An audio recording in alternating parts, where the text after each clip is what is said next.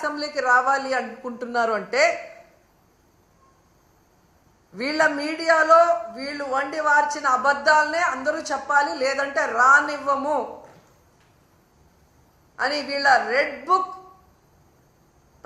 రాజ్యాంగం ఈరోజు మనకి స్పష్టంగా కనిపిస్తుంది.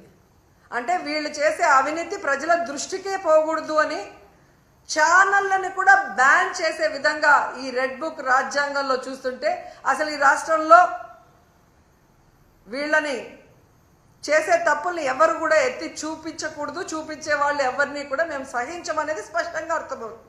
ప్రతిపక్ష హోదా జగనన్నకి ఇవ్వరు, పిఎస్సి చైర్మన్ ప్రతిపక్ష ఎమ్మెల్యేకి ఇవ్వరు, వీళ్ళు చేసే తప్పుల్ని ఎత్తి చూపించే ఛానళ్ళని అసెంబ్లీలోకి రానివ్వరు, గవర్నర్ గారితో కూడా అబద్ధాలు చెప్పిస్తారు.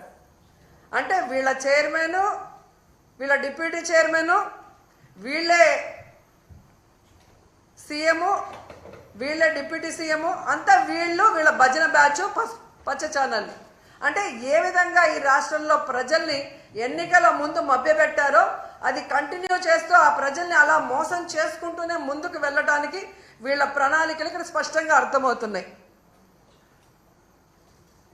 నిన్న ఎంత బాధేసిందంటే పాపం పిల్లలు వీళ్ళు ఉద్యోగాలు ఇస్తారని ఇవ్వకుండా వాళ్ళని మోసం చేస్తే రోడ్డు మీద కూర్చొని 2 చెప్పులు చేతిలో పట్టుకొని వీళ్ళని నమ్మి వీళ్ళకి ఓట్లేసి గెలిపించినందుకు మా చెప్పుతో మేమే కొట్టుకుంటున్నామని వాళ్ళు చంపలు వాయించుకుంటున్నారు. కనీసం వాళ్ళ గోడు చూడటానికి కూడా లోకేష్ గారు ఇక్కడ లేరు. దుబాయ్లో పాకిస్తాన్ ఇండియా క్రికెట్ కూలింగ్ గ్లాసులు వేసుకొని కలర్ఫుల్గా చూస్తున్నాడు.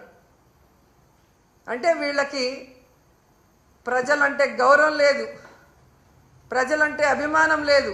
రైతులైనా, విద్యార్థులైనా, మహిళలైనా ఎవరినైనా అవలీలగా మోసం చేసేస్తాం, ఎవడు మమ్మల్ని అడగడు అన్న విధంగా ముందుకు వెళ్తున్నారు. వీళ్ళకి ఒక్కటే సూటిగా చెప్తున్నాను, నిజంగా మీకు దమ్ము ధైర్యం ఉంటే మీరు ప్రజలకి మంచి చేస్తున్నాం, మా మీద ఊరికే దుమ్మెత్తి పోస్తున్నారు అని నిరూపించుకోవాలనుకుంటే జగనన్నకి ప్రతిపక్ష హోదా ఇచ్చి చూడండి. జగనన్న అసెంబ్లీకి వస్తారు.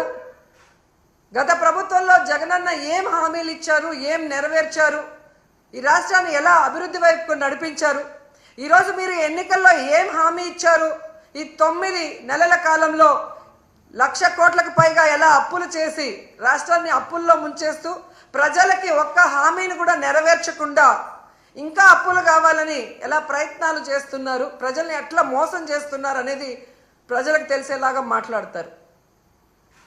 లేదు మేము జగన్ని రానివ్వము అంటే మేము ప్రజల మధ్యకు వెళ్ళి ప్రజలతో కలిసి పోరాటం చేసి మీ అవినీతిని, మీ తప్పుల్ని ఎండగట్టి మీ మెడలు వంచి ప్రజలతోనే మిమ్మల్ని తరిమి కొట్టిస్తామని కూడా ఈ సందర్భంగా తెలియజేసుకుంటున్నాం.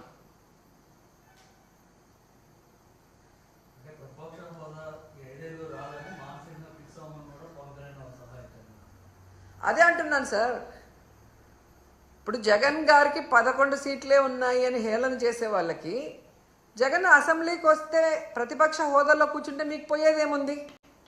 ఆయన కన్నా మీరు బాగా పరిపాలించినప్పుడు ఆయన పరిపాలన చేయలేదు అని మీరు చెప్తున్నది నిజమైనప్పుడు ఎక్కడైనా ప్రతిపక్షం లేని అసెంబ్లీ ఉందా ఈ దేశంలో?